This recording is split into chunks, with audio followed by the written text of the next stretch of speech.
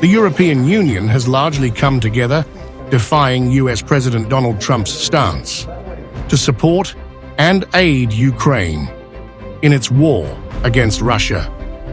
But two key leaders, Slovakia's Prime Minister Robert Fico and Hungary's Viktor Orban, are openly challenging this consensus.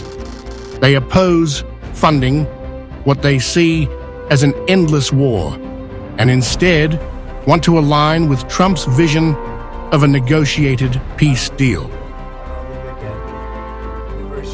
Slovakia has made its position clear. Fico is standing firm against EU sanctions that he believes could hinder peace efforts.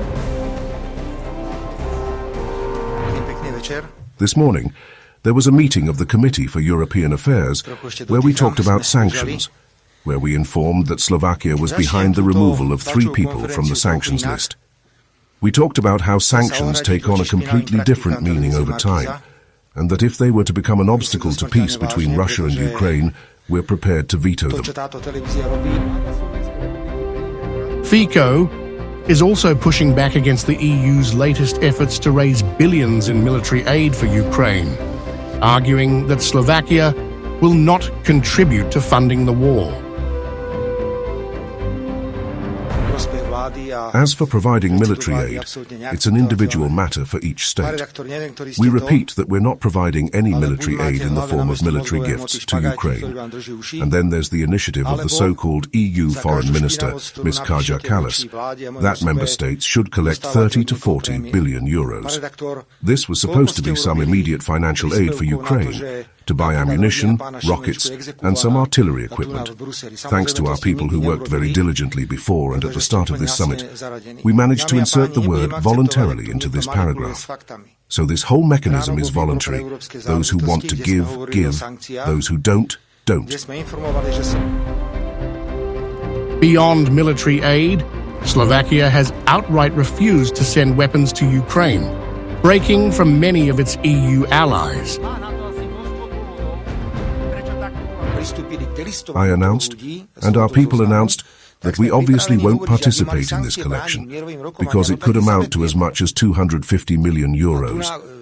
I can't imagine Slovakia donating 250 million euros to Ukraine for rockets, ammunition or cannons today. The divide in Europe is growing. Hungary's Viktor Orbán is taking an even harder stance, blocking EU-wide decisions on Ukraine and disrupting financial aid packages. His resistance has sparked backlash from pro-Ukraine European leaders, but he is not backing down. We're not in the majority yet, far from it. Yesterday, the majority of states still supported continuing the war, sending more money and weapons to Ukraine. But it's not the same granite-hard or steel-strong collective will as before. The moment will come here too, just like with migration, when the Hungarian stance becomes the EU's common stance. Now regarding Ukraine's accession, it's the same situation. Apart from us, everyone is still talking about the desirability of Ukraine joining. But numbers are starting to influence thinking. Yesterday, it became clear there's no money. Ukraine's accession would be a massive financial burden for the EU, and there's no money for it. What's their response? Well, let's take out a loan and fund Ukraine's accession with that. But I, not me, Hungary, don't think it'd be wise to get into joint debt with anyone. Orban is also doubling down on his opposition to Ukraine's European Union accession, warning that it poses serious risks for Hungary and the EU as a whole. From economic threats to security concerns, Orban argues that admitting Ukraine would be more of a burden than a benefit. There is a security risk. Ukraine is not a country known for its public security, but all kinds of dangers could come to the territory of the Union. Fico is defending Hungary's decision, warning against attempts to pressure member states into supporting EU policies against their will. Hungary, for the second summit in a row, didn't support the conclusions. The European Council wasn't able to unanimously agree on anything. Is there even any discussion about aiding Ukraine? Possibly, since we know Hungary preemptively rejects such aid. Mr. Reporter, there are always provisions in documents stating that on a bilateral basis, an EU member state can do whatever it wants.